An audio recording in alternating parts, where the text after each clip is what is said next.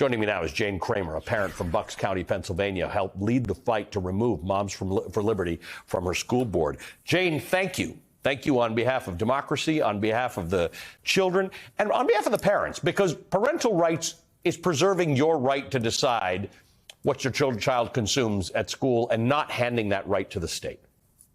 Absolutely, Ollie. Thank you so much for having me on. The parental rights talk is so disingenuous because parents in Penn Ridge came out in numbers to plead with the board to do the right thing when it came to culture wars and especially to our curriculum. And they didn't care. They ignored us. They ignored our emails. They ignored our public comments and mocked us, stared at their cell phones. They didn't care. Let's just talk about for a moment this group, Moms for Liberty. There has been an effort to make book banning and things that happen at school seem like this organic thing, right? Parents who are concerned coming forward. It's not that, and you know that. You have experienced directly that it is an organized movement, and the only way to overcome it is with a level of organization, which you undertook. Absolutely. Absolutely. The majority of the people that came out to school board meetings and expressed concern about books were not people that had children in the district. Either their kids, they homeschooled, their children were in private school, or they didn't have children in the district. Their kids were grown or they don't have kids. So it made no sense that there was all of this, moral outrage about sexualized content in books when their children didn't even have kids in the school. Why were they so obsessed with it? We know now why, because Moms for Liberty delivered that playbook directly to the Penn Ridge GOP.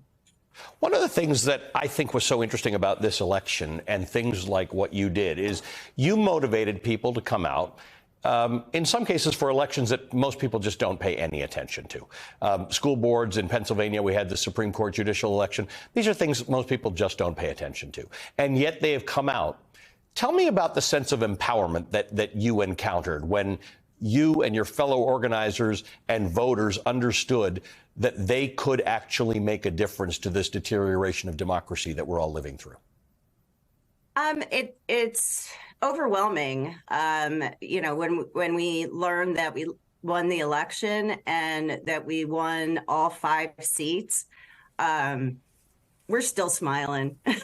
It's pretty amazing that as a group we pulled it out, and we had just an amazing group of people. There were probably 50 people, I would guess, that worked for the past 6 months, 10, 20 hours a week between research, social media, working on the campaign. We had, a great team running the campaign for our school board candidates, the candidates themselves.